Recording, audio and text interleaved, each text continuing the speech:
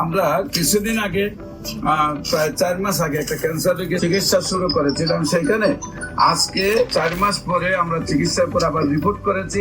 সেই রিপোর্ট গুলো আপনাদের সামনে তুলে ধরছি। বিশেষ করে আমরা এখানে বর্তমানে লিভারের যে অবস্থাটা থাকলে প্রায় 14 পয়েন্টের উঠতে গেলে আমরা লিভার ফাংশনটারে প্রাথমিকভাবে ক্যান্সারে বা আলসারে ক্ষতিগ্রস্ত মনে করি। সেইখানে রিপোর্ট করার পর টোটালি আল্লাহ রহমতে এত ভালো আসছে যে 4.3। এখন আপনাদের সামনে আমি রিপোর্টটা আপনাদের তুলে ধরছি। যেখানে 4 স্টেজ ওভার ছিল, কার্সিনোমা ছিল। রোগীর একটু সাক্ষাৎকার নিয়ে নেই। আপনার নাম কি? জুলেখা বেগম। আপনার কি হয় উনি? আপনার নাম কি? মোহাম্মদ দেলোয়ার হোসেন। আপনার কি হয় উনি? আপনার স্ত্রী জীবন সঙ্গিনী। তো আল্লাহর অশেষ রহমতে আপনার স্ত্রী এখন কি অবস্থায় আছে? এখন কি শারীরিক কোনো সমস্যা আছে? আল্লাহর রহমতে সব মতে ভালো আছে। আমার নিয়ম হলো কোর্স 1 বছর শেষ করতে হবে, সেই জন্য ওষুধ নেওয়ার আশা নাকি। এখন শারীরিক কোনো প্রবলেম নাই। রিপোর্ট গুলা যে আপনি দেখাইছেন, রিপোর্ট গুলা তো আপনি আগে যে ডাক্তারকে দেখাইছিলেন সেই রিপোর্ট গুলা করার পরে ডাক্তার বলছিল কি ক্যান্সার হয়ে গেছে। এখন আল্লাহর রহমতে থেরাপিও দিচ্ছেন, কেমোথেরাপি, রেডিওথেরাপি দিয়ে কি শারীরিক সুস্থতা আসছিল?